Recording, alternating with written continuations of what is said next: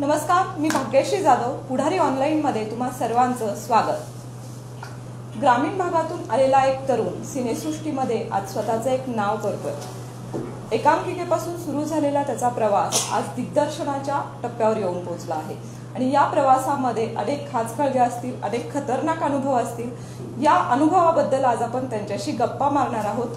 मी बोलतेय अभिनेता प्रवीण तरडे यांच्याविषयी. ते माझ्या सोबत आहेत. सर, स्वागत आहे तुमचं पुढारी ऑनलाईन मध्ये. नमस्कार. नमस्कार. हंबीरराव मोहिते हा तुमचा नवीन चित्रपट शूट झालाय पूर्ण, पण प्रेक्षकांच्या भेटीला येणार आहे. तर या चित्रपटाविषयी कालच म्हणजे 16 तारखेला सरसेनापती हंबीरराव मोहिते यांची 333वी पुण्यतिथी होती, स्मरण दिन होता. आम्ही रक्तदान पण घेतलं होतं मोठं, आपण पुढारीच्या बातम्यांमध्ये पाहिलं असेल. आणि 333व्या पुण्यतिथीला आम्ही 333 बाटल्या संकलित केल्या. मुळात छत्रपती शिवाजी महाराज आणि छत्रपती संभाजी महाराज या दोन छत्रपतींचा एकमेव सरसेनापती म्हणजे सरसेनापती हंबीरराव मोहिते. आपण हंबीरराव मोहितेंबद्दल वाचलं असेल, पाहिलं असेल कुठं, पण यावेळी हंबीरराव मोहिते आम्ही जरा आपण लार्जर दॅन लाईफ असं म्हणतो त्या पद्धतीनं करण्याचा प्रयत्न केलाय. सरसेनापती हंबीरराव, जर माझ्या माहितीप्रमाणे मराठीत जे काही महागडे सिनेमे आतापर्यंत तयार झालेत, कारण मराठी चित्रपट हा बहुतांश वेळेला बजेटवर खेळतो, तर आम्ही ते बजेटची एक संकुचित फ्रेम तोडून त्याच्या पलीकडे जाण्याचा प्रयत्न केलाय. त्यामुळं जे काही अनेक महागडे सिनेमे असतील मराठीतले, त्या महागड्या सिनेमांमधला एक सिनेमा म्हणून सरसेनापती हंबीररावकडे पाहिलं जाईल आणि तुमच्या सगळ्या अपेक्षा पूर्ण होतील. त्या अपेक्षा ज्या तुम्ही हिंदी चित्रपट पाहताना हिंदी चित्रपटाच्या दिग्दर्शकाकडून किंवा अभिनेत्याकडून पाहता, म्हणजे त्यातली भव्यता असेल, त्यातली शरीरयष्टी असेल, हॉर्स रायडिंग असेल. आता मराठी ऐतिहासिक सिनेमातला हिरो तुम्हाला खूप जोरात घोडा पळवताना दिसणार नाही, कारण कसं आहे, मुळात हॉर्स रायडिंग हे एक पॅशन आहे आणि हॉर्स रायडिंग करणं सोपी गोष्ट नाहीये. म्हणजे जो आजपर्यंत घोड्यावर बसलाय आणि घोडा चालवलाय, 1 हॉर्स पॉवर म्हणतो आपण, 1 हॉर्स पॉवर कंट्रोल करणारा माणूस पण तसा पाहिजे. त्यामुळं खूप वेगाने मराठी सिनेमात तुम्हाला घोडा पळताना दिसत नाही, कारण ती प्रॅक्टिस नसायची. पण आम्ही ज्यांना अभिनय येतो त्यापेक्षा ज्यांना हॉर्स रायडिंग येतं, ज्यांची शरीरयष्टी आहे आणि जे इतिहासकालीन वाटू शकतील अशाच पात्रांना त्याच्यामध्ये घेतलंय. त्यामुळं तुमच्या मराठी रसिक प्रेक्षकांच्या किंवा माझ्या पुढारी ऑनलाईनचे जे कुणी आत्ता रसिक प्रेक्षक आहेत, तुमच्या ज्या अपेक्षा आहेत त्या सगळ्या अपेक्षा आम्ही पूर्ण करण्याचा प्रयत्न सरसेनापती हंबीरराव मध्ये केलाय आणि तो पाहून तुम्हाला नक्कीच आवडेल. छत्रपती शिवाजी महाराज आणि छत्रपती संभाजी महाराज दोन्ही छत्रपतींच्या एकमेव सरसेनापतीचं शौर्य त्यांच्या छत्रछायाखाली कसं फुललं हा इतिहास तुम्ही नक्कीच पहा. त्या चित्रपटामध्ये तुमच्या भूमिकेविषयी थोडंसं सांगा आणि कोणते कोणते कलाकार या चित्रपटामध्ये आहेत. विनोद सातव समोर बसलेत.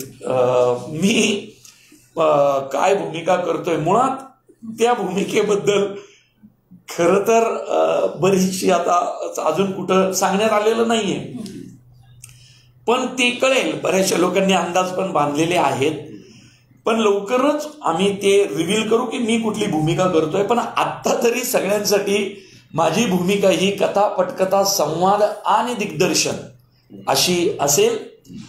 आणि जर तुम्ही जे पोस्टर रिलीज झालंय त्याची जी पाठ आहे, बॅक आहे, त्याचे जे केस आहेत, त्याच्यावरून जर ऑनलाईन आत्ता जे आहेत आमचे पुढारीचे रसिक प्रेक्षक ते जर लावू शकतील तर तुम्ही त्या पोस्टरवरून ओळखा बाबा काय कोण असेल. आजचं व्यासपीठ योग्य आहे त्यासाठी. नाही, कसं आहे माहितीये का, सांगितलंही असतं, परंतु काय लॉकडाऊन आणि कोरोनाची पार्श्वभूमी हे पाहता नक्की तारीख कधी ही आता म्हणजे संजय लीला भन्साळी पण त्यांच्या सिनेमांची तारीख सांगू शकत नाहीयेत, तर मी काय डिक्लेअर करणार. कारण मुळात मराठी रसिक प्रेक्षक मुळशी पॅटर्न नंतर थोडंसं आमच्या सिनेमांना रसिक प्रेक्षकांचा ओघ बदलला. विशेष करून आमचे ग्रामीण भागातले जे प्रेक्षक आहेत ते तुटून पडतात माझ्या सिनेमात. पण तुमच्या भूमिकेविषयी तुम्ही थोडंसं पुढारी चित्रपटात आता पुढारीच्या ऑनलाईन वर मी एवढंच सांगेल की मी पुढारी असेल चित्रपटाचा. आंबीरराव आपण सांगा काय कळेल म्हणजे मी आत्ता तसं नाही सांगणार डायरेक्ट, पण कारण मग तो अन्याय होईल आमच्या सगळ्याच ह्याच्यावरती. त्यात व्यक्तिरेखा आहे, ऐतिहासिक प्रसंग आहेत काय काय मी एका ऐतिहासिक व्यक्तिरेखेत त्या चित्रपटामध्ये आहे. आणि मराठी रसिक प्रेक्षकांना जसा ऐतिहासिक सरदार पाहिजे तसा मी त्यातल्या माझ्या एका भूमिकेतून देण्याचा प्रयत्न केलेला आहे. आवडेल म्हणजे मराठी तरुण आदर्श घेतील त्यातल्या प्रत्येक संवादाचा, त्यातल्या प्रत्येक हालचालीचा, देहबोलीचा संवाद. म्हणजे मुळशी पॅटर्नचे संवाद जसे प्रचलित आहेत त्याही पुढं 2 पावलं सरसेनापती हंबीररावचे संवाद जातील.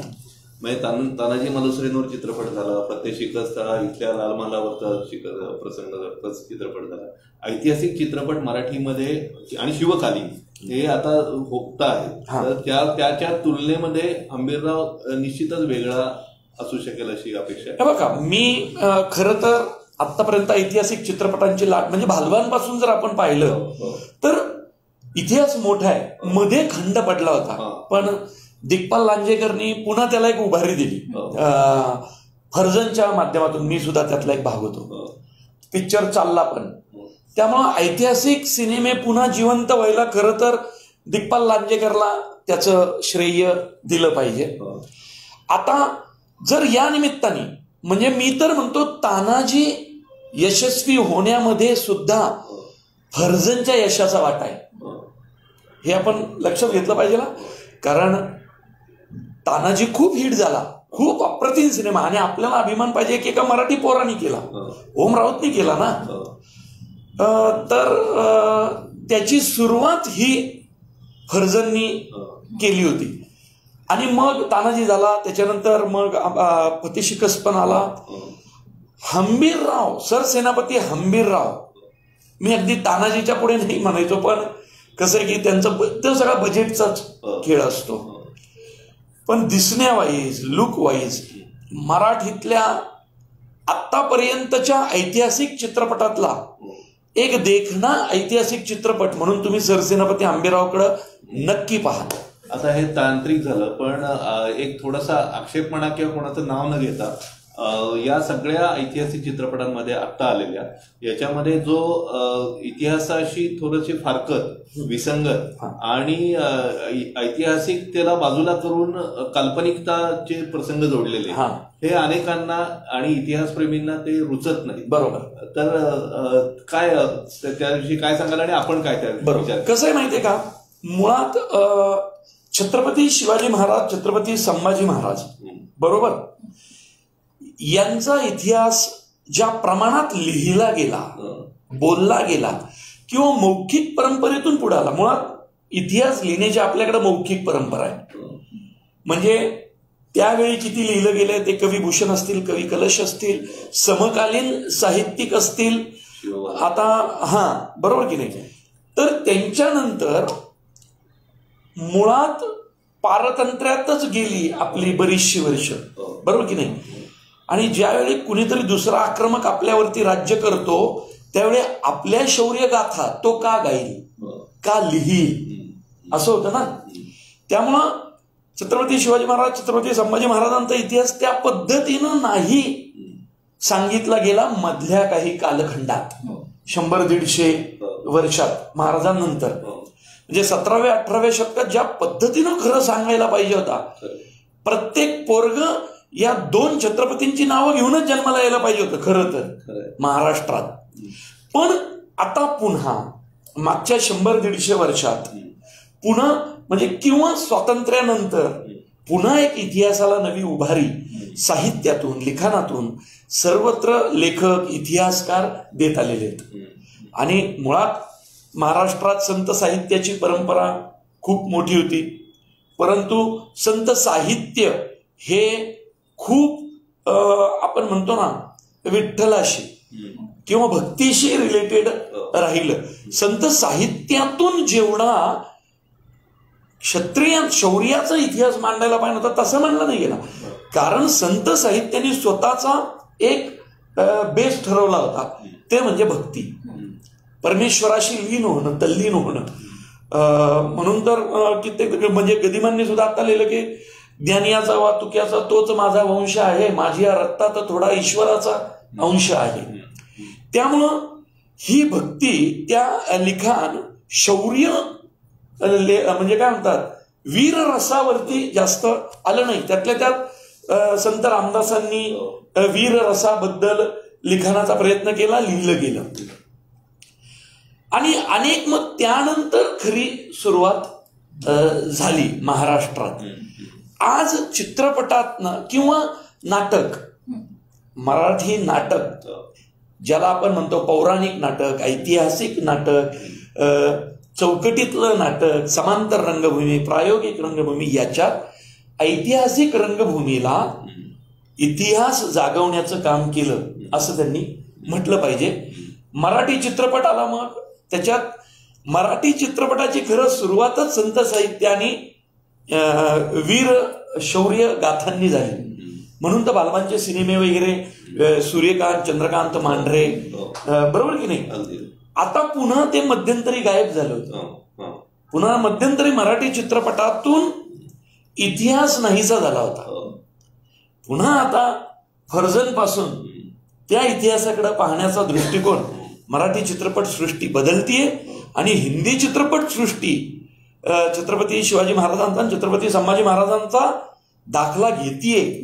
ही खूप चांगली गोष्ट. प्रश्न असा आहे की या आता नव्यानं पुन्हा मराठी चित्रपटांमध्ये इतिहासाचे विषय हाताळण्यास सुरुवात झाली. प्रश्न असा आहे की ऐतिहासिकतेला बाजूला करून बरोबर. कसं होतं माहितीये का, मी जशी सुरुवात केली ती उत्तराला की मौखिक परंपरेतनं आपल्याकडे इतिहास आला, मग आपल्याकडे लिहिला गेला. आपल्याकडं पुण्यतिथी जयंत्या पण 3-3 साजरे करतो आपण वीर पुरुषांच्या. मुळात ना आपणच सगळ्यांनी मिळून आपला इतिहास आपल्यासाठी किचकट करून घेतलाय. स्पष्ट सांगतो, सिनेमामध्ये आता आमची जबाबदारी जास्त वाढते. अशा वेळी आता माझा सिनेमा आहे सरसेनापती हंबीरराव मोहितेंचा. आता खरं सांगा, आता जे रसिक प्रेक्षक पाहतायत यातल्या किती लोकांना सरसेनापती हंबीररावांबद्दल माहिती? तुम्ही सांगा. मी आता तुम्हाला जरी दोघांना किंवा समोर माझे काही मित्र आहेत त्यांना जर विचारलं हंबीररावांची डिटेल सांगा मला 6, आपल्याला नाही सांगता येणार. मग रिसर्चची टीम बसली, आमची रिसर्चची टीम बसली, त्यांनी अभ्यास केला. तर इतिहासात पण आपल्याकडं खूप कमी माहिती आहे. सरसेनापती हंबीररावांबद्दल लिहिलं पण खूप कमी गेलंय. मग याचा अभ्यास तुम्ही कसा एक्झॅक्ट. आता मला तर सिनेमा करायचा आणि मला सरसेनापती हंबीरराव मोहितेंबद्दल लिहायचंय. आता तानाजी मालुसरे, तुम्ही सांगा, गड आला पण सिंह गेला, याच्या पलीकडं वीर तानाजी मालुसरेंना आपण समजून घेण्याचा किती प्रयत्न केला. किंवा त्या सिनेमात पण तानाजी मालुसरे सांगताना त्यांची अडचण झाली असेलच ना, कारण मुळात लिहिलं कमी गेलं. मग आता जर आपल्या या वीर सरसेनापतींबद्दल, सरदारांबद्दल लिहिलंच मुळात कमी गेलंय आणि जे लिहिलं गेलंय ते असं त्यांचा मृत्यू ज्या लढाईत झाला त्याच लढाईबद्दल आपल्याला माहिती. मग असं विचारलं कुणाला तरी की तानाजी मालुसरेंचा आवडता पदार्थ कुठला होता? तानाजी मालुसरे संगीतप्रेमी होते का? तानाजी मालुसरे शेती करताना खरीप पिकांवर भर द्यायचे का रब्बी पिकांवर भर द्यायचे? हे प्रश्न आपल्याला पडणार ना हो, सामान्य माणूस म्हणून. मग अशा वेळी आम्ही सिनेमा बनवणारे काय करतो, जो लिखित, जो माहितीतला इतिहास आहे त्याला धक्का कधीच लावत नाही, आणि लावण्याचा कुणी प्रयत्नही करू नये, केलाही नाही पाहिजे. इतिहास दाखवताना जो लिखित मौखिक परंपरेत आणि माहिती असलेला समाजातल्या प्रत्येक घटकाच्या भावनांशी संबंधित असलेला इतिहास आहे त्याला कोणीही धक्का लावला नाही पाहिजे. कारण आता सध्या भावना हे तीव्र आहेत कुठल्याही बाबतीत. तर अशा वेळी लेखक, दिग्दर्शक, कलाकार, अभिनेते, जसं मुलाखतींमध्ये लोक शिवाजी महाराजांचा एकेरी उल्लेख करतात, तर हे भान सांभाळलं पाहिजे लोकांनी आता. कारण का माहितीये का, छत्रपती शिवाजी महाराज जर माझ्या जगण्याचा भाग आहे तर त्यांचा उल्लेख, आता मी लहानपणी किंवा तुम्ही लहानपणी शिवाजी म्हणतो पळा पळा पळा अशी खेळ खेळलोय की, पण लोक कित्येकदा बालपणातल्या त्या खेळाला आत्ताच्या परिस्थितीशी जोडतात. अरे लहानपणी शिवाजी म्हणतोय पळा पळा, अरे तो बालपणातला खेळ होता. आणि लहानपणी परमेश्वर, आई आणि परमेश्वरा तुल्य व्यक्तिमत्व ही एकेरीच उल्लेख करण्याची प्रथा होती. म्हणजे ती आई असते, तो शिवाजी असतो, बरोबर की नाही, तो राम असतो, तो कृष्ण असतो, ते कृष्ण नसतात. कारण लहानपणी आपल्या जडणघडणीसाठी त्या ऋषितुल्य व्यक्तिमत्वांचा आधार घेऊन पुढे जाणं एक असतं. आता सिनेमा बनवताना आमची अडचण अशी होते की सरसेनापती हंबीररावांचा इतिहास मला माहिती काय, अरे कित्येकांना सरसेनापती हंबीररावांचा मृत्यू कसा झाला हे माहिती नाही. तर सरसेनापती हंबीरराव हे सर्वात ऋषितुल्य व्यक्तिमत्व म्हणून आपण पाहिलं असतं जर त्यांच्या मृत्यूबद्दल माहिती असती तर. पण तो दाखवण्याच्या फंदात कुणी पडत नाही. जर महाराणी ताराबाई या पद्धतीनं घडल्या तर वडील म्हणून त्यांनी घडवलं नसलं तिला काही, पण कुठं लिहिलं इतिहासात, मला इतिहासात दाखवा की हंबीरराव आणि ताराराणी हे गप्पा मारत बसलेत आणि त्या गप्पांमध्ये हंबीररावांनी स्वराज्याबद्दल ताराबाईंना हे सांगितलं, असा मला मुद्दा दाखवा इतिहासकारांनी लिहिलेला. मग इतिहासकारांनीच मुळात इतिहासातल्या या महत्वाच्या पात्रांवर अन्याय केलाय. का नाही मराठी सरदारांबद्दल लिहिलं गेलं? मानाजी पायगुडे आहेत, आमच्या मुळशी खोऱ्यातले पायगुडे घराणं मोठे. पिलाजी गोळे आहेत आमचे मुळशी खोऱ्यातले. सांगा बरं कुठल्या इतिहासकारांनी त्यांच्याबद्दल लिहिलं? तानाजी मालुसरेंचे मृत्यूची लढाई सोडून आणि गड आला पण सिंह गेला असे ह्याच्या पलीकडं आधी लगीन कोंडाण्याचं आणि माझ्या रायबाचं या ओळी पलीकडं तानाजी मालुसरे बोललेच नाहीयेत का इतिहासात? मग इतिहासकारांनी तानाजी मालुसरेंचं तरुणांना प्रेरणा देईल असं कुठलं वाक्य इतिहासकारांनी लिहिलं? लिहायला पाहिजे होतं. मग आपण ही ऐतिहासिक साधनं कशी गोळा केली काय? मग आम्ही काय केलं, खूप एक सौरभ करडे नावाचा पोरगा आहे तरुण, मग अनेक इतिहासकारांना तो भेटला. रिसर्च अँड डेव्हलपमेंटची एक टीमच ठेवली आम्ही. त्याच्यामध्ये प्रवीण तरडेंनी येऊन लुडबुड करायची नाही. रिसर्च अँड डेव्हलपमेंटची एक टीम असतील, ते एक रिसर्च करतील. त्यांनी एक रिसर्च करून माझ्यासमोर आणून ठेवला. मग मी त्यांना म्हटलं, सांगा बरं ताराबाईंचं लग्न आधी झालंय का नंतर झालंय? तर इतिहासात अशी पक्की नोंदच नाहीये. ताराबाईंचं लग्न नक्की कितव्या वर्षी झालं? हंबीरराव जायच्या आधी झालंय का हंबीरराव जायच्या नंतर झालं? ठोस अशी नोंदच नाहीये कुठं. मग अशा वेळी फिल्म मेकर म्हणून आम्ही काय करतो, शिवाजी महाराजांचं एक धोरण होतं राजनीतीचं, आणि ते खूप मोठं धोरण होतं. आता बघा, म्हणजे मला इतिहासाशी नक्की काय आहे ते माहीत नाहीये, नक्की नोंदी कुठं नाहीये. मग काय करायचं? मग आपण अंदाज बांधतो. कसं? शिवाजी महाराजांची एक सवय होती, जर माझ्या स्वराज्यासाठी माझा सरसेनापती, माझा कुणी हे योद्धा मोठा धारातीर्थ पडला तर त्याच्या पोरीला भोसल्यांची सून करून घ्यायचं आणि असं त्यांच्या शौर्याची, त्यांच्या शहीद होण्याची परतफेड करायची. बरोबर. मग ताराबाईंचं आम्हाला नक्की सापडत नव्हतं, आधी लग्न का नंतर लग्न, काही ठिकाणी आधी काही ठिकाणी नंतर. मग आम्ही अंदाज बांधला महाराजांची सवय काय होती. मग तीच सवय महाराजांचाच वारसा छत्रपती संभाजी महाराज पुढे नेणार साहजिकच. म्हणून छत्रपती संभाजी महाराजांनी हंबीरराव गेल्यानंतर कदाचित की या सुनबाई झाल्या पाहिजेत, तसं नातं पण होतच. सोयराबाई आणि ते नातंच होतं ना मामा. मग इतिहासात अशा गोष्टींचा आधार घेऊन या सरदारांचे इतिहासात आपल्याला मांडावे लागतील, कारण इतिहासाने मराठी सरदारांवरती अन्याय केलाय असं माझं ठाम मत आहे. कारण कुठल्याच त्यांच्या मृत्यूच्या लढाया सोडून त्यांचं जगणं इतिहासाने मांडलं नाही.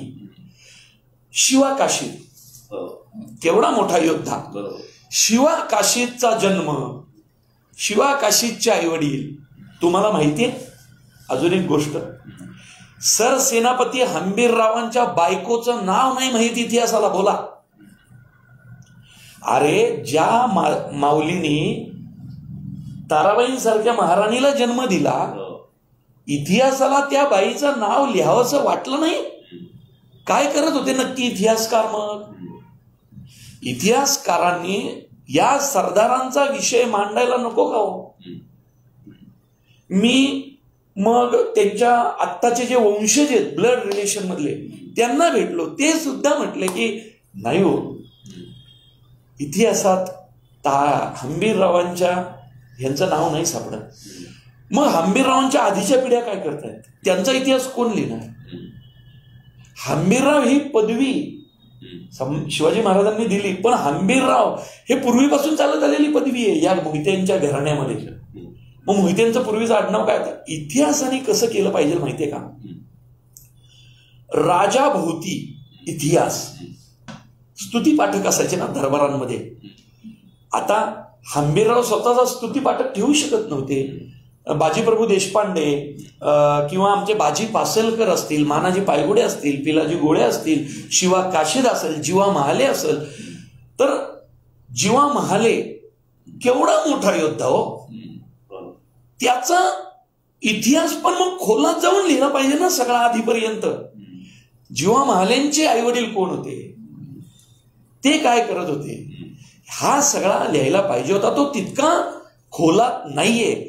म्हणून आता वेगवेगळ्या सरदारांवरती ज्यावेळी सिनेमे करू त्यावेळी इतिहासाची छेडछाणी न करता लेखक, दिग्दर्शक, कलाकार किंवा रिसर्चच्या ऐतिहासिक टीमनी संदर्भांचे अंदाज बांधताना सुद्धा इतिहासाला धक्का लागला नाही पाहिजे.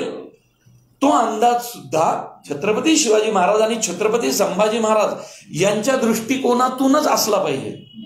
कारण राजा इतिहास घडवतो, बरोबर, पण राजा इतिहास घडवत असताना हे जे सरदार धारातीर्थी पडले हे पण तितकेच मोठे आहेत. आता ते गायकवाड, अमित गायकवाड आहे बघा, अमित गायकवाड सगळ्या सरदारांना एकत्र करतो. आणि मला इतकी आवडते ती कॉन्सेप्ट, तुम्हाला सांगतो.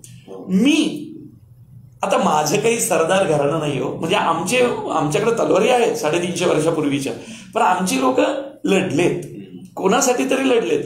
बहुधा माझे वंशज हे पिलाजी गोळ्यांच्या नेतृत्वात लढले असतील, कारण मुळशी खोऱ्यातून पिलाजी गोळ्यांचं हे होतं, कारण किंवा मुळशी खोऱ्याच्या उरावडेला मुरारबाजी देशपांडेंचे वंशज पोतनीस ते राहतात, तर आमचे वंशज यांच्या हाताखाली लढले असतील.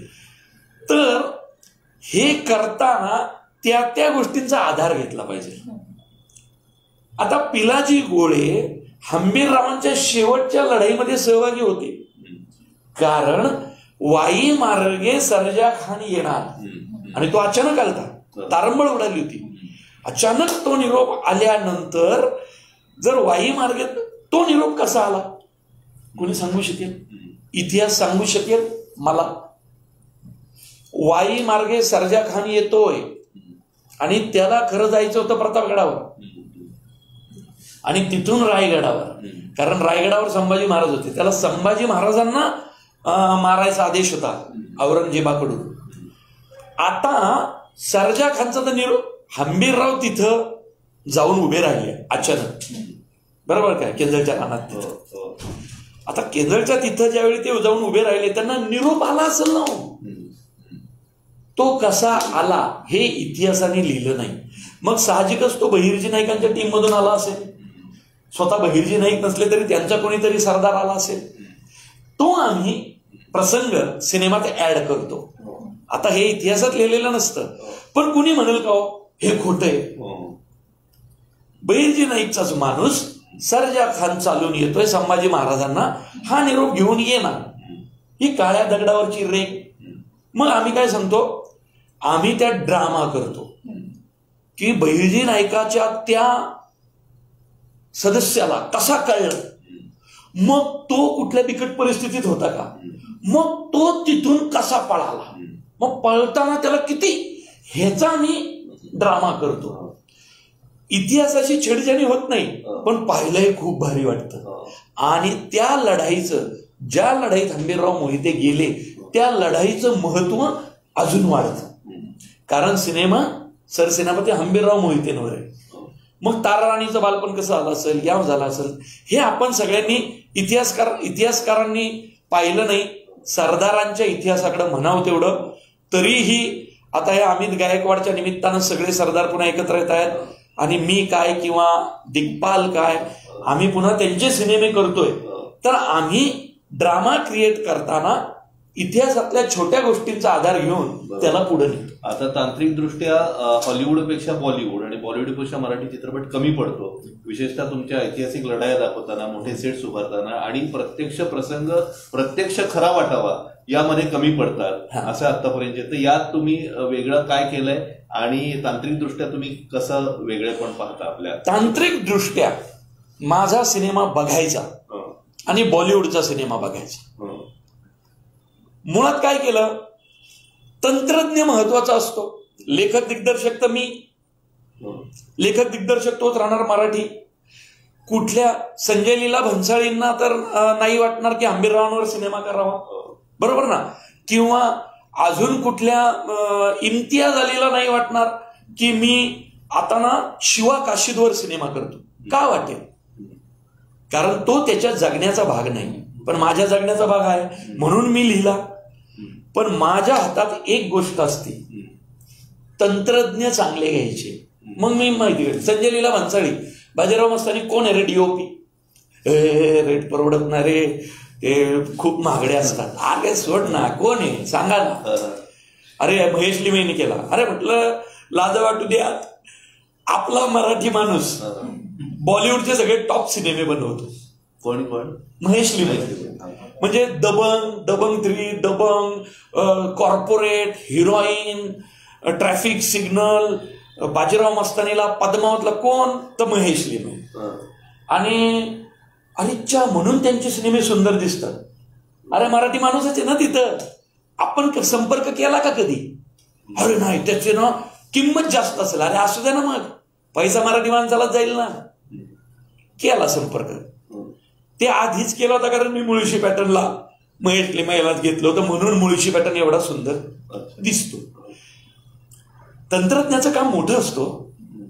आज महेश लिमये ज्यावेळी येतो तो त्याचा अनुभव घेऊन येतो, पद्मावतचा किंवा बाजीराव मस्तानीचा, त्याचं टेक्निक घेऊन येतो. संवाद म्हणजे त्याच्यात संवाद आहे की 2-2 वर्ष पाऊस नाही पडला तरी थंडीच्या दवावर ज्वारी बाजरी काढणारी जाते मराठीची.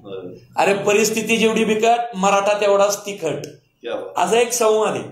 हा संवाद प्रत्येकाच्या तोंडी येणार, मला माहिती आहे की परिस्थिती जेवढी बेकार, मराठा तेवढाच तिखट. ती परिस्थिती आहे ना, आपण तसेच आहोत. तो तंत्रज्ञ आला, मग मी म्हटलं त्याचं बजेट, निर्मात्याने म्हटलंय बघा 5 पैसे मला कमी द्या, पण तंत्रज्ञ महागडा घ्या. घेतला, मराठी माणूसच आला. बघा हिंदीतल्या कोरिओग्राफी कोण करत रे? अच्छा, अरे बाबा काय तो काय अहमद खान बिन बरोबर आमचा कोण असतो, युजे असतो, उमेश जाधव. म्हटलं घ्या, हा पण जाधव लिमये मराठी माणसं. बॉलिवूड इंडस्ट्री जगती त्यांच्या जीवांवर. मग माझ्याला यूज एक आहे, उमेश जाधव तू ये, तुझी किंमत घे, फाईट मास्टर. मग फाईट मास्टर आम्ही कोण होतं रे, हिंदीमध्ये कोण कामं करतो, अरे खूप पैसे घेतात, त्यांचे पैसे 5-5 तासाला असतात, पैसे देणार. मराठी माणूस काय भिकारी आहे का, बोलव त्याला पैसे घे, मला इफेक्ट तसे पाहिजेत. मग तो ब्लास्ट होतो, आपण हिंदीत पाहतो का, ब्लास्ट होतो, डुडूम उडतो. ते एक उडतं ना, आपण बघतो त्याला लय खर्च असतो, ते लावून डुडूम, ते आपल्याला मजा येते बघायला डुडूम, पण ते डुडूम लय महाग असतं. काय एका ब्लास्टला तरी जातं ते 10-15 हजाराच्या पुढे जातं. ओके. आणि मला किल्ला उडतोय तर मला असे 10 डुडूम एका वेळी लावावे लागतात. आणि शॉट जर ओके नाही झाले तर 10 डुडूम 5-6 वेळा होतात. बरोबर. तर ना आपले निर्माते तर ते छातीच पाडायला लागले. म्हटलं तयारी ठेवा. बरं, त्या निर्मात्यांमध्ये एक मोहिते आहेत. म्हटलं बघा, तुमचे मोहितेच मोठे करतोय आपण, मोहित्यांचा इतिहास जगासमोर आणतोय, पैसे खर्च करा. ते म्हटले आता घ्या. आणि म्हणून घोडे मराठी सिनेमा, सॉरी मला हसायला येते, मराठी रसिक प्रेक्षकांना मला हसायला येते, पण मराठी सिनेमातला घोडा का पळत नाही, टाकडाक टाकडाक टाकडाक का नाही, आपले टुकडूक टुकडूक असे पळतात. तर ना याचं कारण काय माहितीये का, हिंदी मधले घोडे हे म्हणजे माझ्या परडेपेक्षा मोठे होते, महाग होते. तर मग ना मी काय विचार केला की तानाजी हिट गेला बुवा, बरोबर की नाही. आता अजय देवगण त्या घोड्यावर झाप झाप गेला, म्हणजे भाई त्यांनी काळजी घेतली असेलच ना. म्हटलं अजय देवगणने घोडा कुठला वापरला होता, तो फाईट मास्टर म्हटलं पूछो भी मत, अरे वो बहुत महंगा घोडा आहे. म्हटलं आता मराठी पिक्चर मोठा होतोय, महागडा होतोय, आम्हाला तुम्ही आता गृहीत नाही धरायचं. अजय देवगणनी घोडा कुठला वापरला होता, मला तो घोडा पाहिजे. अहो तो घोडा येतो एसी ट्रक मधून. चायला मी टेन्शन. म्हटलं हा ना, कधी कधी आमच्या व्हॅनिटीत पण एसी नसतो, हा म्हणजे नसतोच. तर तो म्हटलं घोडा, म्हटलं अच्छा. आणि म्हटलं मला आता असे 5-6 घोडे पाहिजेत. अहो सर ऐका, ते बजेट, अजय देवगणचा घोडा मला इथं पाहिजे. 3 दिवसांनी आला ना अजय देवगणचा घोडा, तर मी घोड्याचं काहीतरी पर डे होता काय बाबा 15-20 हजार का 25 हजार काय असेल तो. तर तेवढ्यावरच नाही ना भागलं. तो घोडा सांभाळायला 3 माणसं, कुणी त्याचे पाय चोळतय, कुणी त्याची शेपटी विंचरतय, कुणी त्याच्या गालाला गुदगुल्या करतय. अरे म्हटलं गालाला गुदगुल्याच करायच्या तर मी करतो रे बाबा, त्याच्यासाठी वेगळा माणूस का आणताय घोड्याच्या गालाला गुदगुल्या करायला. पण त्यांनी दिला. आणि असे मी 7 घोडे मुंबईवरनं इकडं मागवले. खूप खर्च आला, पण तुम्ही दृश्य बघा, घोडा काय पळाला. समुद्राच्या पाण्यांमधून मराठे घोडे घालतात म्हणजे काय करतात, कसे घुसत असतील मराठे, घुसत असतील घोड्यांवर. तेव्हा बघा, त्याच्यासाठी ट्रेनिंग घेतली, घोडे चालवले. मी स्वतः हॉर्स रायडर आहे, मी 15-20 वर्ष हॉर्स रायडिंग करतो, पण बाकीच्यांनी तेवढी प्रॅक्टिस केली. पडले, लागलं, डोपरं फुटली, पाय तुटला तरी चालेल, तुझ्या पायाचा शॉट लावणार नाही आपण, चेहरा लावू फक्त. पण घोडा पळवायचा अजय देवगण सारखाच. म्हणून घोडे तसे पळालेत. म्हणून तुम्हाला घोडे आजपर्यंत पळाले नसतील मराठी सिनेमात, असे घोडे पळताना दिसतील. त्यामुळे मजा येईल. एकंदर बजेट कितीपर्यंत? बजेट विनोद सातवांनाच खरं तर माहीत. बजेट पण एक सांगतो, गेलं मराठीतल्या हायेस्ट महागड्या सिनेमांच्या पुढे बजेट गेलं सगळ्यांना गेले, म्हणजे गेलं 12 कोटीच्या आसपास सगळं जाईल. पण मला खात्री आहे, माझ्या मराठी प्रेक्षकांनी माझा मुळशी पॅटर्न, माझ्या शेतकऱ्याचा विषय जसा हिट केला, आम्ही इकडनं तिकडनं पैसे गोळा करून केलाय. मुळशी पॅटर्न म्हणजे तुम्हाला माहित नाही, पैसे कमी पडले की माझा एक अनिल नाईक माझा मित्र आहे, पैसे पाठवणार. मुळशी पॅटर्नला पैसे कमी पडले, देऊळबंदच्या निर्मात्यांना फोन करायचं, जरा पैसे पाठवा ना. मग अभिजित भोसले आला, पुनीत बालन आले.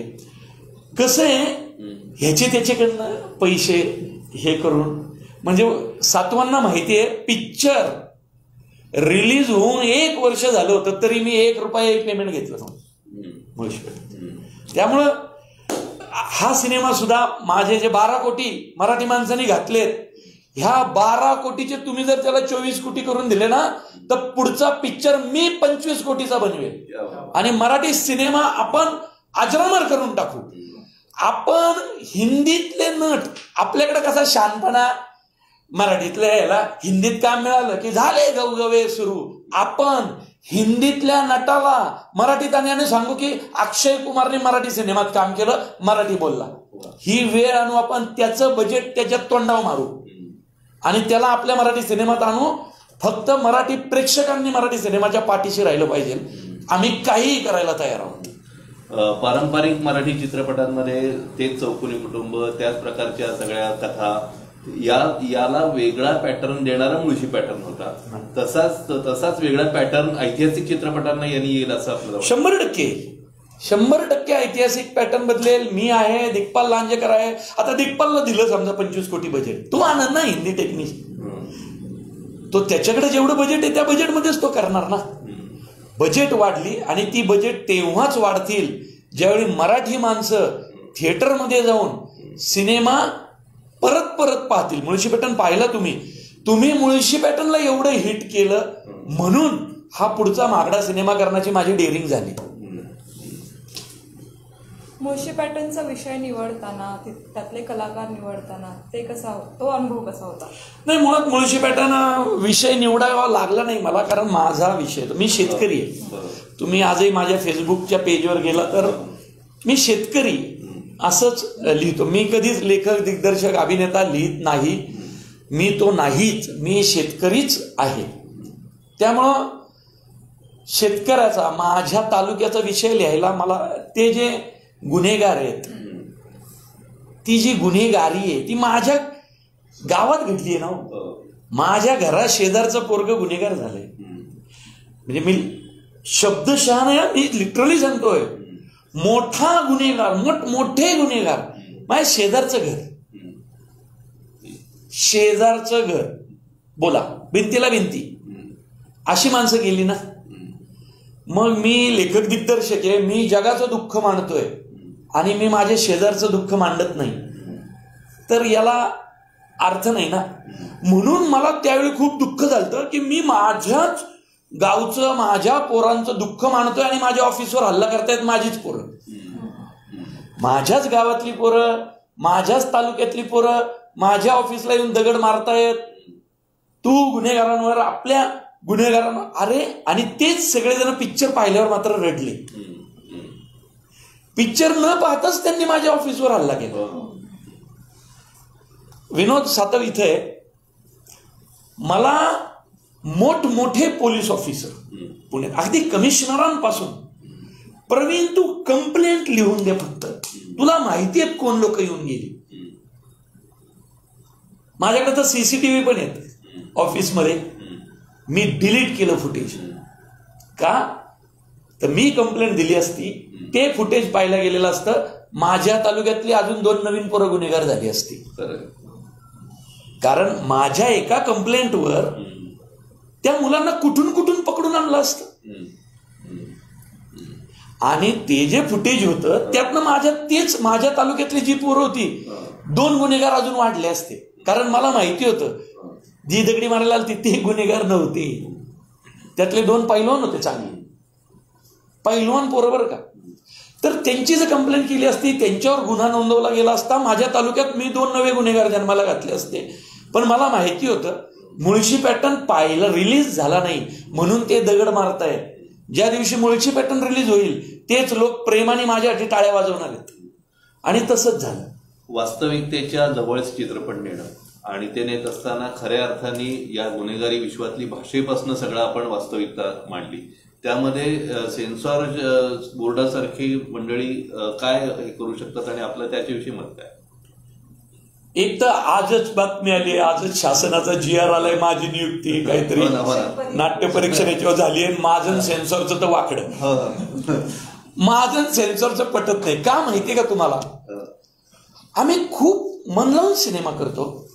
म्हणजे मी आजही सेन्सॉर बोर्डाला म्हणतो, मुळशी पॅटर्नला A सर्टिफिकेट देऊन काय मिळालं तुम्हाला? माझ्या शेतकऱ्यांचा विषय काय मिळालं तुम्हाला? आता सलमान खान हिंदीत करतोय ना, द्या बरं त्याला A सर्टिफिकेट. त्याला हे US देणार का? असा प्रश्न मी विचारतो. का? KGF नावाचा पिक्चर कोणी पाहिलाय? किती खून आहेत त्यात? मुळशी पॅटर्न इतके नाही येत ना, मुळशी पॅटर्न मध्ये त्याचे इतके तर नाही येत ना, तरी त्याला UA आणि मुळशी पॅटर्नला A का? आजही मी सेन्सॉरला प्रश्न विचारतो इथून का? मुळशी पॅटर्नला A सर्टिफिकेट का? कुठल्या बाईची मांडी दिसली होती, छाती दिसली होती, बॅग दिसली होती, आम्ही दाखवलं होतं असं काही? पूर्ण कपड्यातल्या स्त्रिया होत्या सिनेमात. काय भाषा होती मुळशी पॅटर्न मध्ये? यमदेव जरी रेडिओ बसून आला, तुम्ही याला सेन्सॉर म्हणता? सेन्सॉर जो कुणी त्यावेळी अधिकारी होता, मला रडवलंय. म्हणजे मी ढसाढसा, म्हणजे आज पहिल्यांदाच मी महाराष्ट्राला सांगू इच्छितो, मला ढसाढसा रडवलं आणि मग सेन्सॉर सर्टिफिकेट दिले. का? मी शेतकऱ्यांची गोष्ट मांडली म्हणून? मी प्रश्न विचारतो, ते जे कोणी होते मला सेन्सॉर सर्टिफिकेट देणारे, का मला विनोद सातवला आणि अभिजित भोसलेला तुम्ही रडवलं?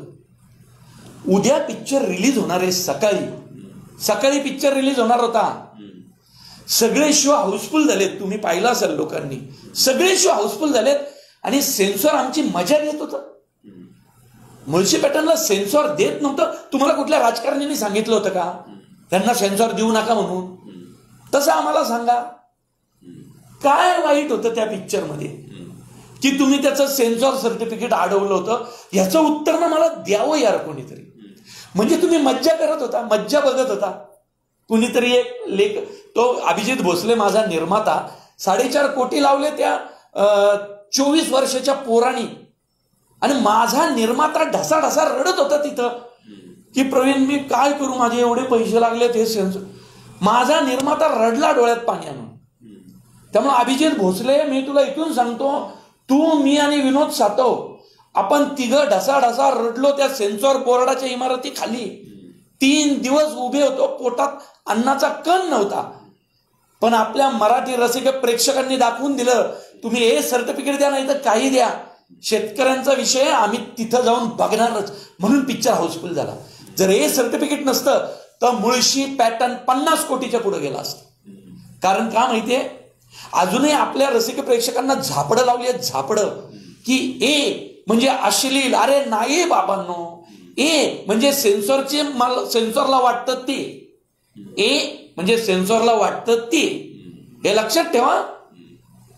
मुळशी पॅटर्न आता टीव्हीला एकही सीन कट न करता बघतायत. लहान पोरं आनंदाने नाचतायत, आदर्श घेतायत की शेती इकायची नसते, शेती राखायची असते. का हा डायलॉग पटला नाही सेन्सॉरला? सेन्सॉरला आवडला नाही का डायलॉग? शेती इकायची नसते, शेतकऱ्यांच्या जमिनी खायच्या होत्या का? किंवा शेतकऱ्यांच्या जमिनी खाणाऱ्या राजकारण्यांना पाठीशी घालायचं होतं तुम्हाला, म्हणून आमच्या पिक्चरला तुम्ही सेन्सॉर थांबवून ठेवलं होतं. मला आत्ताही त्रास का होतोय माहितीये का? आजही सेन्सॉरचा विषय निघाला ना की माझ्या डोळ्यात पाणी येतं. मला तो दिवस आठवतो रे. विनोद सातव, मी आणि अभिजित भोसले निर्माता, आम्ही रडलोय ढासाढासा त्या इमारती खाली. 3 दिवस ना रे, 3 दिवस अन्नाचा कण नाही पोटात. आणि ह्याच्या पाया पडतोय, त्याच्या पाया पडतोय, लोक मजा घेत आहेत. नरेंद्र भिडे आत्ता जो संगीतकार गेला बघा, म्हणजे या नरेंद्र भिडेचे तर पाय धरले पाहिजेत मी. कारण पिक्चर होईल असे सिच्युएशन हो, सेन्सॉरचा माणूस तिथं सांगणार बसून, अच्छा हे कट करा. का कट करू? नाही हो, हे अशी काय मारामारी असते का? अशी म्हणजे मी सेन्सॉरला आवाहन करतो, तुम्ही कट केलेले भाग मी परत दाखवतो लोकांना, आणि लोकांनी सांगावं की हे का कट केलं. म्हणजे मला वाटलं मी कट केलं. अरे you are in service sector, तुम्ही असं नाही मनमानी, तुम्हाला वाटतं म्हणून कसं काय घडेल. शेतकऱ्यांचे विषय असे कसे काय तुम्ही दाबून ठेवू शकता? शेतकऱ्याच्या विषयाला तुम्ही असं दाबलं राव. म्हणजे सेन्सॉरच्या माणसाची मनमानी किती, म्हणजे कोण आहेत ते ना, त्यांना ना भेटलं पाहिजे राव एकदा.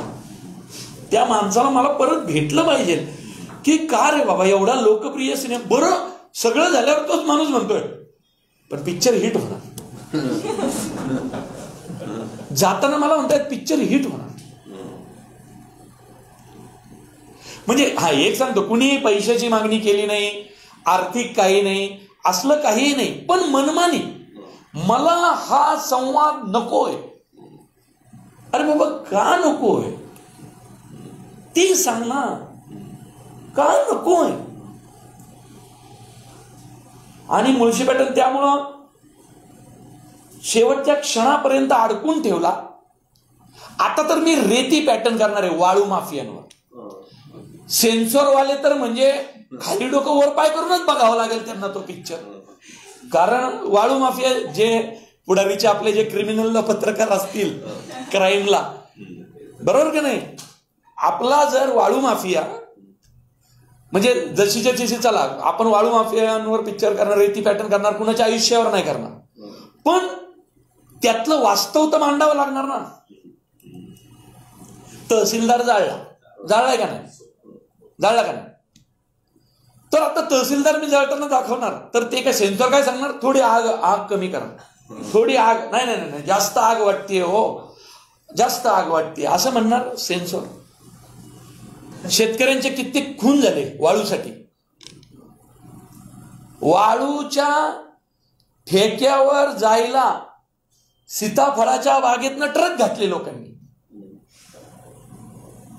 पण त्या सीताफळातल्या बागेतनं ज्याच्या ट्रक गेले त्याची ना कुणी कंप्लेंट घेतली ना तो बोलू शकला. हो बोलणार कुणाला, वाळू माफियांना.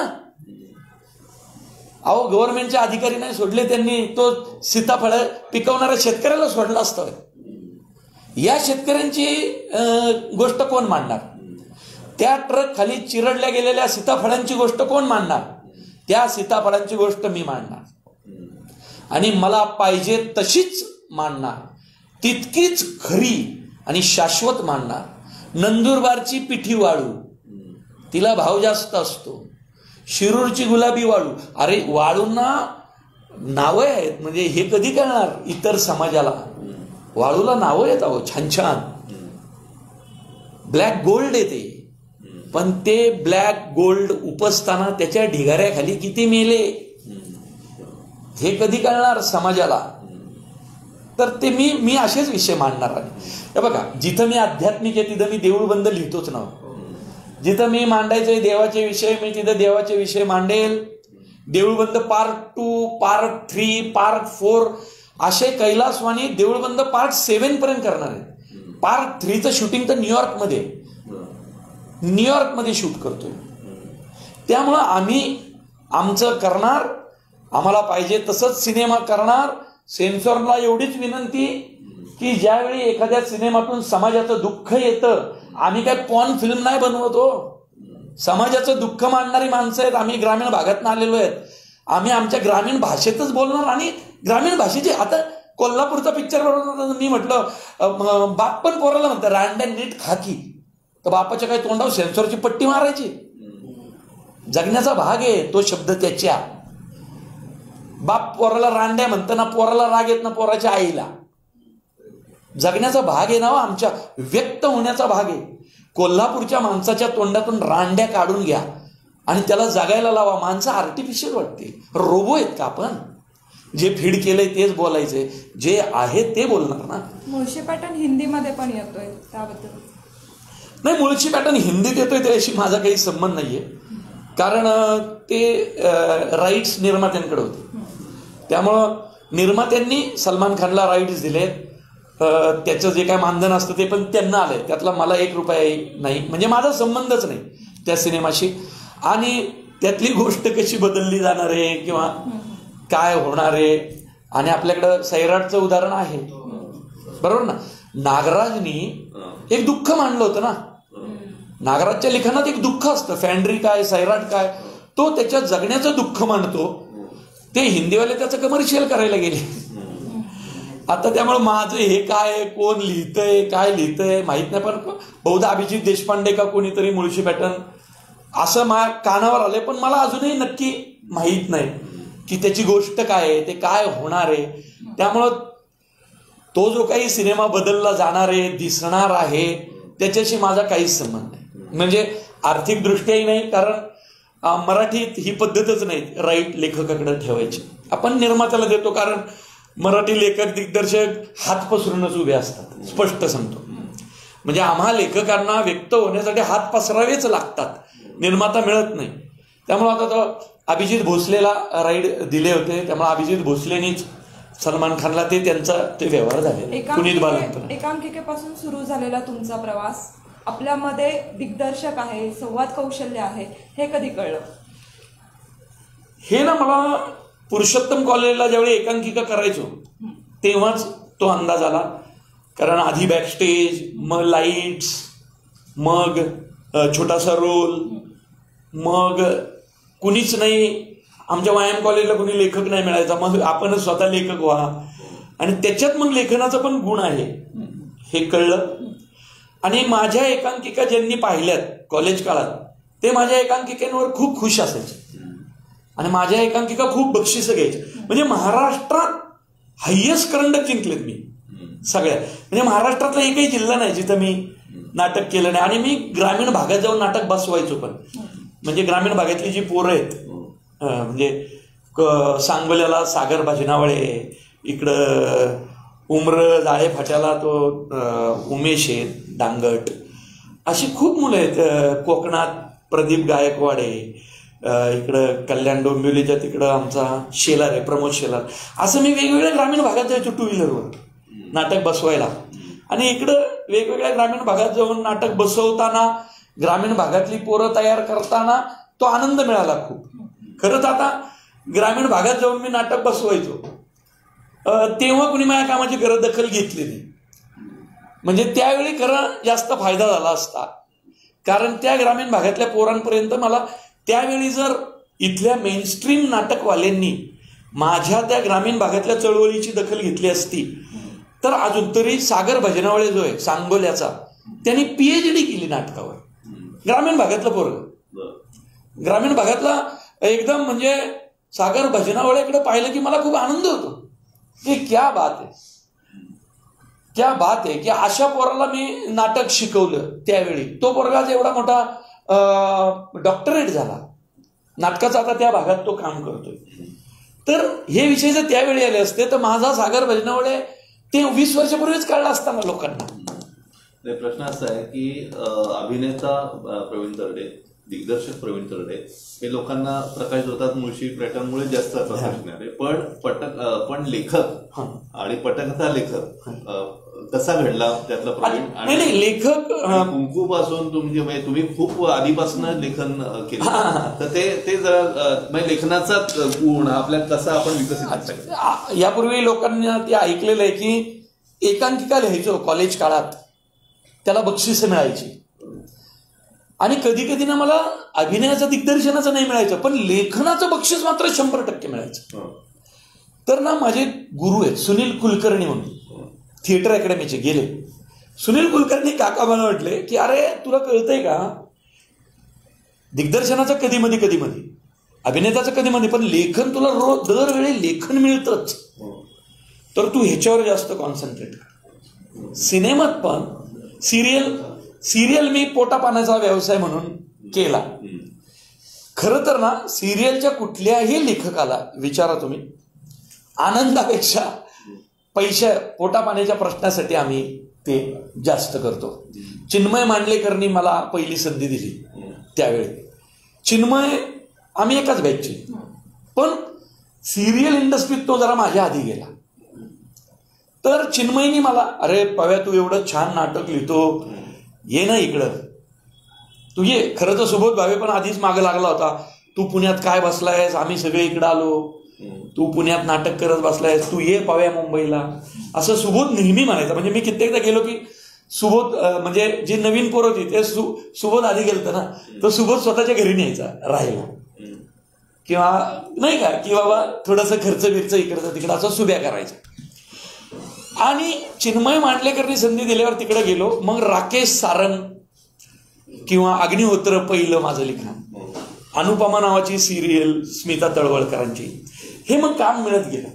तानाजी घाडगे नावाचा दिग्दर्शक आहे, मग काम मिळत गेलं. सिरियल खूप लिहिल्या, पैसा खूप मिळाला, खूप. म्हणजे मी आज जे स्थिर स्थावर आहे ते सिरियल इंडस्ट्रीतल्या पैशावर आहे. सिरियलनी अप्रतिम पैसा दिला. सिरियल इंडस्ट्रीत राकेश सारंगांसारखा निर्माता नशिबात आल्यामुळं मानधन वेळेवर मिळायचं. हे सगळं होत असताना अभिजित पानसे, आता ते मनसेचा नेता आहे मोठा, शिवसेनेचा होता पूर्वी, अभिजित पानसे मला म्हटला, पव्या तू एवढं भारी भारी लिहितोस, एक काम कर ना, माझ्या डोक्यात एक सिनेमा आहे, तो आपण मिळून लिहू ना. अरे म्हटलं मला सिनेमाचं काय नाही. नाही तुझी जी एकांकिकेत तू कसं डायलॉग लिहायचास, एकांकिकेत कसं तुला सगळीकडं महाराष्ट्रात तसे डायलॉग आपले झाले पाहिजे, आणि तुझी कशी एकांकिका वेगळी वेगळी व्हायची, एंड वेगळाच असायचा, त्याच्या स्टाईल म्हणजे नॉन लिनियर, आपण करू. म्हटलं बरं. मग अभिजित पानसे बरोबर मी रेगे लिहिला. रेगेला खूप यश मिळालं, खूप यश मिळालं. अभिजित पानसेचा वाटा जास्त आहे, पण माझे संवाद त्यातले खूप आवडले लोकांना. मग रेगेने मला जरा स्फूर्ती आली. मग मी पितृऋण लिहिला, नितीश भारद्वाज. नितीश भारद्वाजांना माझं नाव रेकमेंड केलं सुनील अभ्यंकर, राया. राया म्हणजे मुळशी पॅटर्न मधला वकील. तो मुळशी पॅटर्न मधला वकील त्यांना म्हटला होता की मी ज्या एकांकिकांमध्ये काम करतो त्याचा रायटर खूप भारी. त्यांनी रेगे लिहिलाय. मग मला नितीश भारद्वाजांनी बोलवून घेतलं, तर मी गेलो तर इथं नितीश भारद्वाज, इकडं सुधा मूर्ती.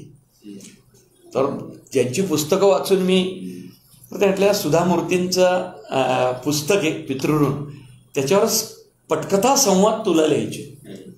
मी त्यांना नमस्कारच केला आणि मग मी नितीश भारद्वाज आम्ही ते डेव्हलप केलं. मग महेश मांजरेकरांनी कुटुंब साठी विचारलं. असं होत असताना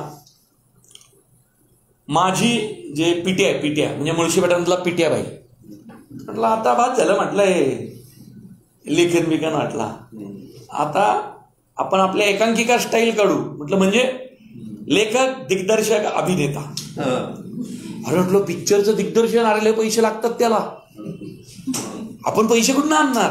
हे नाही म्हटला, आता एकांकिकेंचा प्रवीण तरडे, लेखक, दिग्दर्शक, अभिनेता प्रवीण तरडे. तेवढ्यात मला कैलासवाणी भेटले, ज्यांना स्वामी समर्थांवर सिनेमा करायचा होता. तोपर्यंत मी स्पष्ट सांगतो, मी नास्तिक माणूस. आई वडील टोकाचे देवभक्त, कारण घरात वारकरी संप्रदायाचं वातावरण.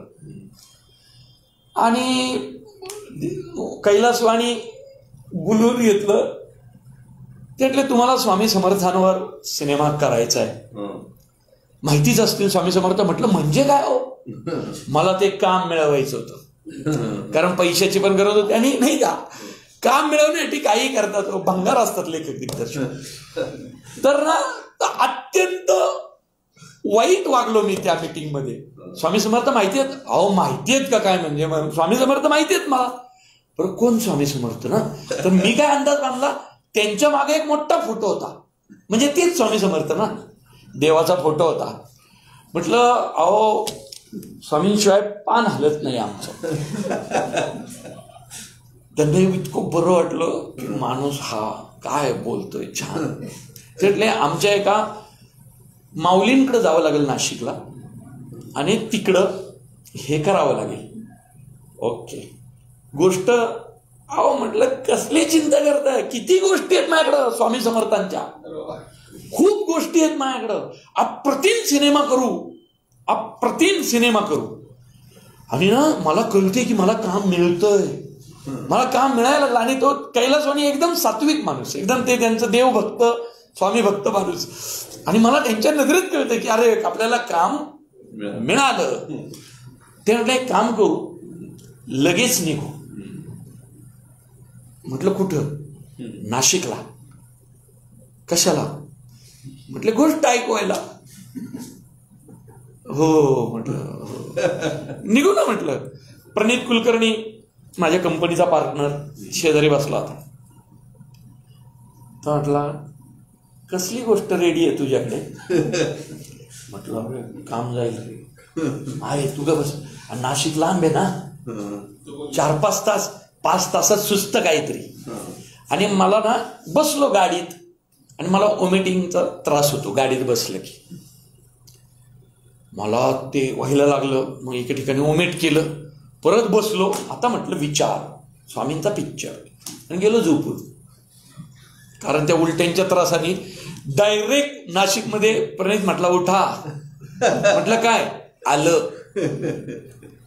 आलं ते नाशिक, दिंडोरी आली, गोष्ट सांगायची. आणि तिथं खूप रांग होती, खूप रांग. म्हटलं शाबाश, आता ना खूप रांग आहे इथं त्या माऊलींना भेटायला. ही रांग संपे तर तो 2-3 तास कुठंच नाही. विचार करू, तेवढ्यात 1 मिनिटात आतून निरोप आला, माऊलींनी तुम्हाला अर्जंट बोलवलं. अरे म्हटलं का माऊली असे वागले माझ्याशी? आणि मी बसलो समोर. बरं ते गुरु माऊली बसलेत. मला इतकं सांगितलंय बापूंनी म्हणजे कैलासवाणींनी, बोला. अरे म्हटलं हे काय सगळे माझी परीक्षा घेत आहेत का स्वामी माझी परीक्षा घेत आहेत या नास्तिकाची? आता ना असं मला वाटायला लागलं, नास्तिकाला धडा शिकवूच, पार नाशिकला नेऊन धडा शिकवू. मी त्यांच्याकडे बघतोय, ते माझ्याकडे बघतायत. म्हटलं काय असतं? म्हटलं एक नास्तिक माणूस प्रचंड, हाच पहिला शब्द तोंडातून. एक प्रचंड नास्तिक अमेरिकेत राहत असतो इंडियनच, मराठी, पण तो अमेरिकेत राहत असतो. बरं ते गुरुमाऊली नजरच काढा ना. बरं मला त्यांची भीती वाटायला लागली रे, कारण ते असा तो माणूस बसला आणि ते माझ्याकडेच बघतोय ते एकटं. तो अत्यंत नास्तिक माणूस असतो. म्हटलं तो नासामध्ये काम करत असतो, शास्त्रज्ञ असतो मोठा, आणि त्याला ना इंडियाचा रागच असतो. म्हटलं विशेष करून देवाधर्माचा ना रागच असतो.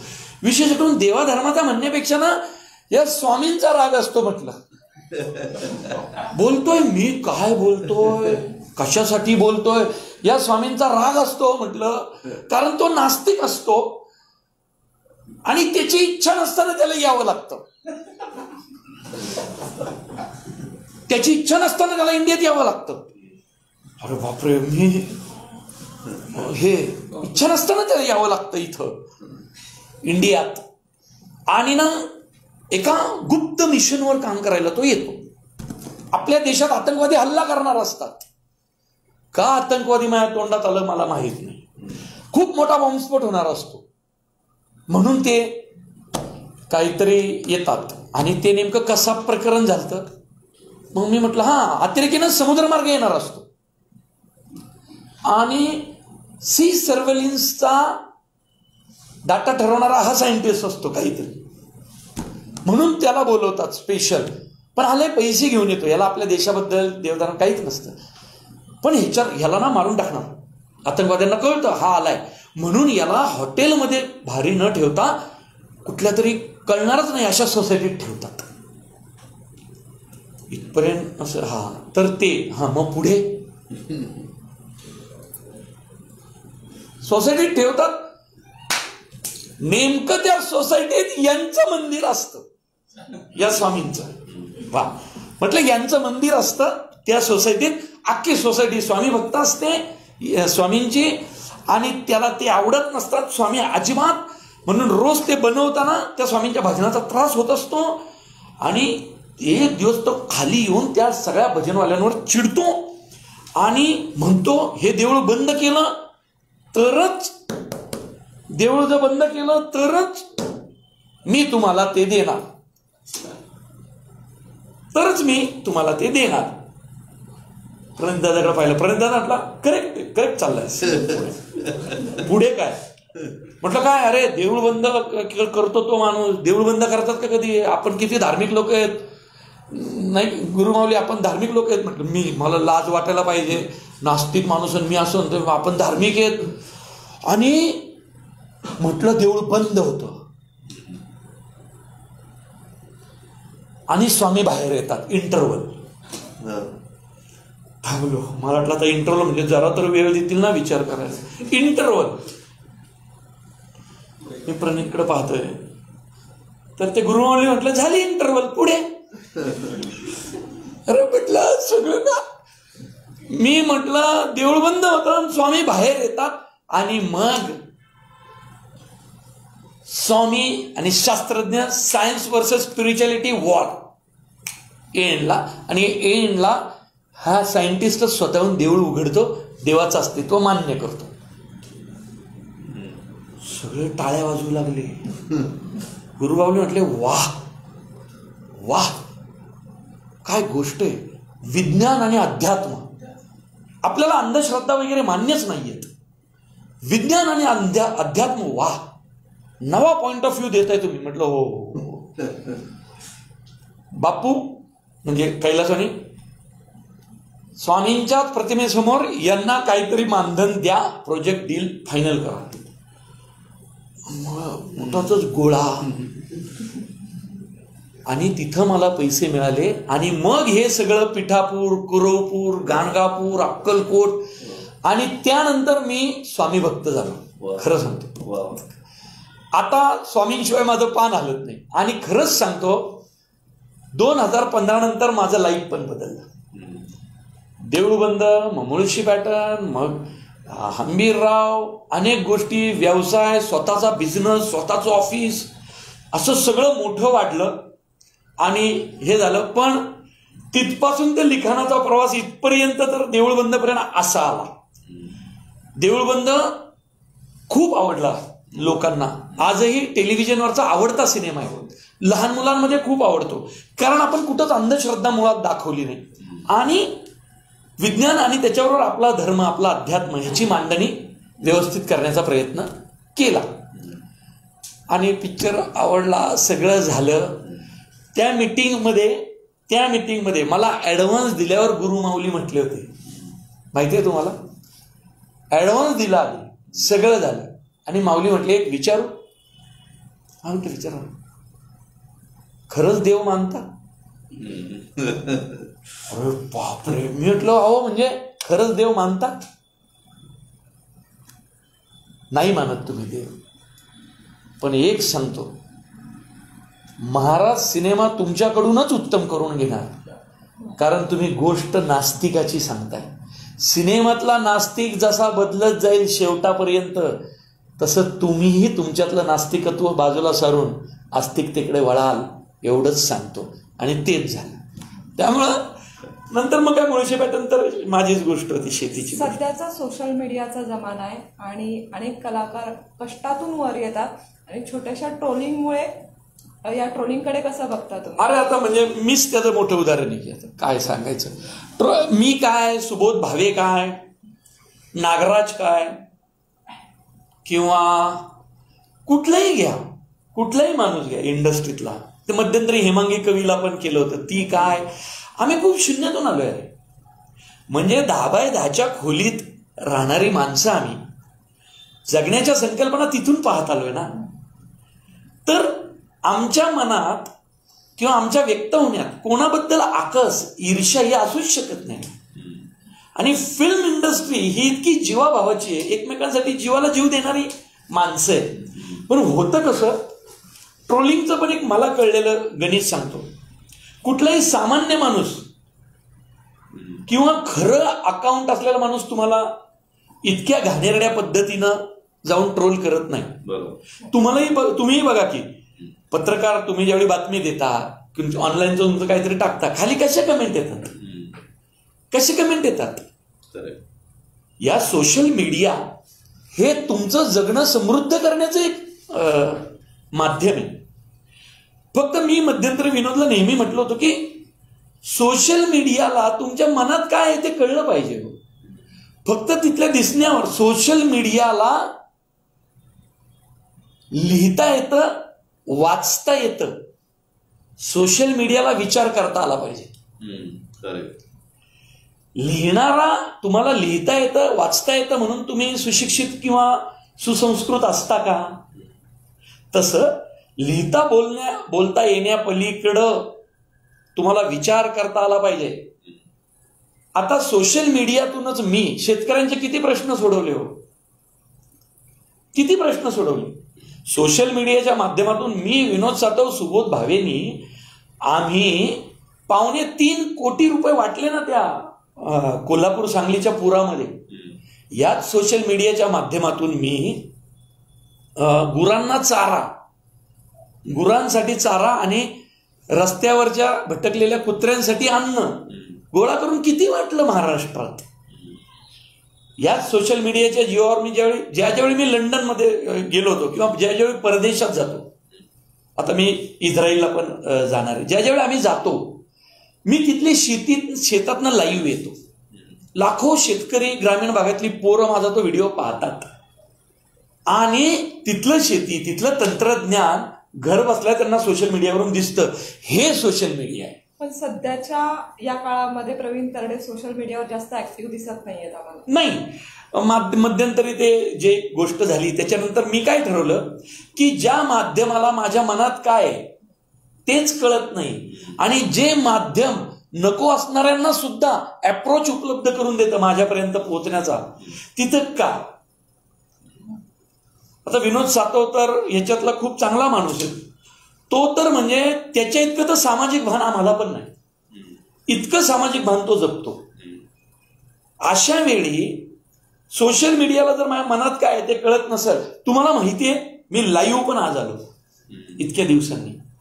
भीती वाटते, वाईट वाटतं. काय होतं माहितीये का, आपल्याला फिकीर पडत नसते, आपल्याला भीती नसते. कुणीतरी काहीतरी अश्लील, अर्वाच्य, घाणेरडं लिहितं, सवय असते ना. भीती काय वाटते की ते अश्लील आपल्या वडिलांनी वाचलं तर, आईने वाचलं तर. आईला लिहिता वाचता येत नाही, वडील तर खूप शिकलेले आहेत माझे, पण त्या आईला कुणीतरी येऊन सांगितलं तर ते बिचारे माऊली आई वडील या संकल्पनेत असतात की बघा आपल्या पोरांनी शून्यातून आज किती मोठं जग निर्माण केलं, आपल्या पोराला किती समाजात मानतात, असं आपली एक भावना असते. पण कुणीतरी असं तरी लिहितं. पण ना, ट्रोल करणारे ज्यांची अकाउंट खरी आहेत, ज्यांची अकाउंट खरी आहेत, ते एवढे तर टोकाला जाऊन लिहित नाहीत, खूप अश्लील घाणेरडं लिहित नाहीत कोणाबद्दलच. जरी वाद असला तरी ते त्यांच्या पद्धतीने मांडतात. अश्लील आणि अर्वाच्य आणि पार खालच्या थराला जाऊन जी मतं येतात ती बहुतांश अकाउंट खोटी असतात. अहो, लोक नरेंद्र मोदींना सोडत नाहीत, शरद पवारांना सोडत नाहीत. शरद पवारांबद्दल असं लिहितात, अरे त्या माणसाचं शेतीबद्दलचं काम माहितीये का तुम्हाला? नरेंद्र मोदींबद्दल काहीतरी बोलायचं, अरे तो माणूस कुठल्या परिस्थितीतनं पंतप्रधान झालाय माहितीये का? प्रकाश आंबेडकरांबद्दल बोलायचं, त्यांना काय कळतं, अरे त्या माणसाची, बाळासाहेबांची बुद्धिमत्ता माहितीये का लोकांना? रामदास आठवलेंबद्दल बोलायचं, काहीतरी ते विनोदी कविता बोलतात, अरे त्यांचा अभ्यास किती तळागाळाच्या ह्याच्यातनं आलाय माहितीये का? कुठल्याही पक्षाचा नेत्याबद्दल टोकाची कमेंट करताना, आता अजितदादांच्या त्या धरणाबद्दलच बोलतात फक्त, पण ते अजितदादा 6:45 वाजता ऑफिसमध्ये हजर असतात. देवेंद्र फडणवीसांच्या बायकोबद्दल बोलतात, पण ते देवेंद्र फडणवीस किती तात्विक उहापोह करतायत, याचा त्या खोट्या अकाउंट असणाऱ्या लोकांनी पण विचार केला पाहिजे. आणि याला सगळ्यांनी त्या काय म्हणतो ना, सत्सद विवेक बुद्धीने ट्रोल करणाऱ्यांनी पाहिला पाहिजे. आम्ही माणसं आहेत आणि कुठलाच कलाकार, लेखक, दिग्दर्शक हा कुणाबद्दलच वाईट हे ठेवून कधीच लिहित नाही, बोलत नाही. हेतूंवर शंका नाही घेतली पाहिजे.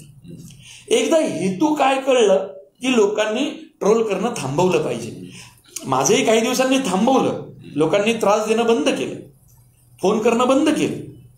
पण हा माणूस जे इतकी वर्ष स्वतःच्या कष्टाने या लेवलपर्यंत आलाय, तर त्याच्या परिस्थितीला लोंबकळून तुम्ही मोठे नका हो. त्याला वाईट बोलून त्याच्याबद्दल वाईट लिहून तुम्ही मोठं होण्याचा प्रयत्न करू नका. माझं त्या तरुणांना असं सांगणं आहे की मोठं होण्याचे खूप वेगळे मार्ग आहेत. कष्टाने मोठे व्हा. माझ्याबद्दल अश्लील आणि अर्वाच्य लिहून जर तुमच्या आई वडिलांनी तुमची पाठ थोपटली असेल ना तर तुम्ही ते अवश्य लिहा. अवश्य लिहा.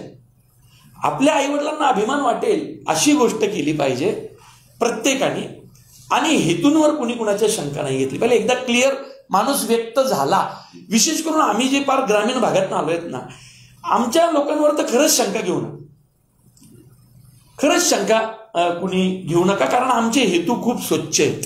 खूप स्वच्छ आहेत. हंबीररावानंतर तुम्ही आता वाळू माफिया म्हटला, तसं आणखीन काय आपलं प्लॅन्स डोक्यात आहेत का? काय? हा, खूप. मी एक विषय एकदाच हँडल करतो. मी रिपीट विषयाला हात घालत नाही. तर सगळे म्हटले तू मारामाऱ्यांचे पिक्चर लिहितो, फक्त शेतकऱ्यांचेच लिहितो. तर मी म्हटलं अरे मी ते आहे म्हणून लिहितो. तर मी नेहमी म्हणायचो अरे किती घाणेरड्या लव्ह स्टोऱ्या करता मराठीत, नाही का, असं मी म्हणायचो. तर एकाने मला चॅलेंज केला. विनोद होता त्यावेळी की लव्ह स्टोरी करून दाखव ना, मग कळेल. जायला म्हटलं माझ्यासारखा वृक्ष माणूस, म्हणजे कॉलेज लाईफमध्ये कुठल्या पोरीने माझ्याकडे बघितलं पण नाही असं प्रेमाने, म्हणजे हे आतले रानटी रासवट माणसं. आईला म्हटलं हा लव्ह स्टोरी का, म्हणजे चॅलेंज दिल्यासारखं का वागतोय. म्हटलं चल चॅलेंज घेतलं तुझं. म्हटलं एक लक्षात ठेव, माझ्या लव्ह स्टोरीमध्ये भली गोरीगोमटी हिरोईन नसेल, छान छान छान छान प्रेमाचे संदर्भ नसतील, पण आपली लव्ह स्टोरी महाराष्ट्रातली आदर्श लव्ह स्टोरी ठरणार हे तुम्ही लिहून घ्या. तर तो म्हटला बरं बरं ऐकवशील का. म्हटले प्रवीण तरडेच्या पिक्चर दिग्दर्शन लेखनाची सुरुवात स्पॉन्टेनियस झाली आहे गुरुमाऊलींसमोर बसून सांगत गेलोय गोष्ट. तुलाही सांगतो, चला आत्ता स्टोरी सांगू का. आत्ता म्हटलं सांग. म्हटलं सगळ्यात महत्वाचं, आपल्या लव्ह स्टोरीचा हिरो कोल्हापूरचा असणार, हिरोईन बुलढाण्याची असणार. तर तो एकदा म्हटला आता कसली लव्ह स्टोरी. म्हटलं सोपं असतं, सोपं असतं सगळं. आता ऐक, हिरो कोल्हापूरचा असणार, हिरोईन बुलढाण्याची असणार, ती शेतकऱ्याची पोरगी असणार, हा शेतकऱ्याचा पोरगा असणार. तुला लव्ह स्टोरीज पाहिजे ना, मी माझा विषय तर सोडणार नाही. आता बुलढाणा कोरडवाहू, तिथं मुद्दाम हिरोईन ठेवली. विचार करा, कोरडवाहू शेती करणारी हिरोईन, तिचे जगण्याकडे पाहण्याचा कसा दृष्टिकोन असेल. कोल्हापूरच्या ग्रीन बेल्टचा हिरो, हे दोघं जण MSc ऍग्रिकल्चर करायला इस्रायलला जातात. आता म्हटलं घ्या, लव्ह स्टोरी पाहिजे होती ना, कुणाच्या बापजाद्यांनी केली नसेल अशी लव्ह स्टोरी करणार. पण कशी, MSc ऍग्रिकल्चर करायला कोरडवाहू आणि बागायतीतल्या शेतकऱ्यांची पोरगी आणि पोरगा इस्रायलमध्ये येतात, तिथं त्यांचं जमतं. तिथं त्यांचं जमतं. म्हणजे दुधाची अर्धी पिशवी पिऊन झाली की पोट भरलं ना, अर्धी टाकून दिल्यावर त्या पुरीचं काय होईल बुलढाण्याच्या. किंवा कुणीतरी पाणी पितय अर्धा ग्लास आणि अर्धा ग्लास उरलेला दिलं फेकून, ती बुलढाण्याची पोरगी कान फाडत वाजवलं ना त्याच्या, की अरे आम्ही काय पद्धतीतनं पाणी वाचवत वाचवत कोरडवाहू शेती करतोय आणि आपला हिरो समजा आंघोळीला 10 बादल्या घेतोय. अरे कृष्णा काठी राहणारा पोरग, कृष्णा काठी राहणारा पोरगा. तर ते जगण्याचे हे संदर्भ ज्यावेळी एकत्र येतील आणि तिथं ज्यावेळी प्रेम भावना फुले पुढं काय, हे इंटरव्हल पर्यंत. आता विचार करा, कोल्हापूरचा पोरगा, इकडचा पोरगा, बरं कोल्हापूरच्या आमदाराचा पोरगा, आणि ही सामान्य घरातल्या शेतकऱ्याची पोरगी, आणि हे म्हणतंय पोरग की माझं तिकडच्या पोरीशी जमलं. आणि ह्यांनी इकडं हे संघर्ष आला की संघर्ष आला. आता जर मी MSc ऍग्रिकल्चर करून इस्रायलवरून आलोय, तर माझ्या शिक्षणाची गरज कोल्हापूरच्या बागायती शेतीला आहे का बुलढाण्याच्या कोरडवाहू शेतीला आहे. उर्वरित महाराष्ट्र ग्रीन बेल्ट नाही, उर्वरित महाराष्ट्र भकास आहे. ऍग्रिकल्चर शिक्षणाची गरज तिथे जास्त आहे. आणि जर हे कोल्हापूरच्या शेतकऱ्याचं पोरग म्हटलं, आमदाराच्या घरातलं, ज्याला एअरपोर्टला सोडायला 16 फॉर्च्युनर आलेले असतात, तो जर म्हटला की नाही मी ना बुलढाण्याला गरजावई म्हणून जाणार, मराठा फॅमिलीतला पोरगा काय जाणार, तर काय आणि मग काय संघर्ष उभं राहील. आणि याचं हे आणि यातून एंडला काय होतं आणि नक्की MSc ऍग्रिकल्चर इस्रायली शिक्षणाचा उपयोग बुलढाण्याला होतो का कोल्हापूरला होतो, ही आमची लव्ह स्टोरी. आता ही चांगली आहे का वाईट आहे तुम्ही सांगा, खुली तुम्ही ऐक. वेगळ्या पद्धतीने गाणी बिनी येणारा म्हणजे गाणी. आता माझा बबड्या नरेंद्र भिडे नाहीये संगीत द्यायला, मला असं होतं बबड्याच करणार होता. तुमचं नातं कसं होतं? अरे बापरे, नरेंद्र भिडे आणि माझं जीवाशिवाचं नातं. म्हणजे एक तर तो भिडे मी तरडे, इथूनच सुरुवात व्हायची आमच्या. त्याची वैचारिक बैठक, माझं असं ॲग्रेशन. तो म्हणजे मी किती बोलल्यावर तो एकच शब्द बोलायचा. आणि त्याचा क्लासिकल शास्त्रीय बैठक होती ना, आणि आपल्याला करायचं असायचं आरा खतरनाक. तर मी त्याला म्हटलं मुळशी पॅटर्नचं ते आरा खतरनाक नाही देणार मी तुला, ते मी दुसऱ्या कुणाकडनं तरी करून घेणार, असा रावडी रानटी संगीतकाराकडून. तो म्हटला संगीतकार काय 6 पॅक वाले नसतात, म्हणजे तू मला म्युझिक द्यावं म्हणून 6 पॅक करावी अशी अपेक्षा नाही ना तुझी. अरे म्हटलं नाही रे, तू भिडे पॅटर्न वेगळा, तरडे पॅटर्न वेगळा. तर मला तरडे पॅटर्ननी करायचंय, आरा खतरनाक. तर म्हटलं ऐक ना, क्लासिकल शास्त्रीय बेस असलेला माणूस रे मी, तू फक्त सिनेमाची सिच्युएशन सांग, मला शब्द दे आणि निघ ऐकायला ये. मी फेसबुकला टाकलं होतं बघा, दुसऱ्या दिवशी ऐकवलेली ट्यून म्हणजे अरा खतरनाक. आणि ही पहिली जी ओळ आहे ही पण बबडेने टाकलेली आहे, ही लिहिलेली नव्हती. तर म्हटलं तू सारखा अरा खतरनाक म्हणतोस ना, चला अवध्यात पण फेमस झालंय, तर मी या ओळीला घेऊन गाणं करणार. आणि त्यांनी ते गाणं केलं. त्यामुळे माझ्या या लव्ह स्टोरीला तो नसला तरी आता काय नवीन कुणीतरी शोधावं लागेल मला, मी शोधेल. पण माझ्या पटडीतलं मला पाहिजे माणूस. शक्यतो ग्रामीण भागातला नवीन पोरग कुणीतरी संगीतकार मी घेईल. आणि शक्यतो बुलढाणा किंवा आता जर पाहत असतील बुलढाणा तिकडची मराठवाडा विदर्भ कुणी पाहत असतील पोरं, मी हिरोईन पण बुलढाण्यातच येऊन घेणार. मी बुलढाण्यामध्ये ऑडिशन ठेवणार आणि मी कलाकार बुलढाण्यातलेच घेणार. हिरोईन घेणार, तिचे आई वडील बुलढाण्यातले कलाकार घेणार. कारण एक लक्षात ठेवा, मी इथला कलाकार घेतला आणि त्याला बुलढाण्याची भाषा नाही बोलता आली तर, आणि कोल्हापूर कुटुंब जे अख्खं मी हे कोल्हापूरचे घेणार, सगळे कोल्हापुरातले आणि हे इकडचे. आणि इस्रायलमध्ये तुम्हाला माहित नाही पण बरीच मराठी माणसं आहेत स्थायिक, तिथे शेती करणारे, त्यांना घेऊन मी त्या सिनेमात ते सगळं फुलवणार. असं ते आहे आपलं. आपली लव्ह स्टोरी हिट होणार, आपली लव्ह स्टोरी ग्रामीण भागातल्या लोकांची आवडणार. आणि जे मला म्हटले प्रवीण तरडे लव्ह स्टोरी करू शकत नाही, ते आपली लव्ह स्टोरी पण बघणार, सुपर डुपर हिट. आमच्या शुभेच्छा पुढारी परिवाराच्या. अरे पुढारी परिवार आमच्या नेहमीच पाठीशी राहिलाय. पश्चिम महाराष्ट्रात काय, आता पुण्यात पण तुमचं ऑनलाईनचं खूप गणित मोठं आहे. तर ते तुम्ही असेच आमच्या पाठीशी राहा. सुनील माळी सर म्हणजे आमची खूप आधीच बोलणं झालं होतं यायचं, पण आज या निमित्ताने यायला मिळालं. विनोद नेहमी तुमचा उल्लेख करायचा.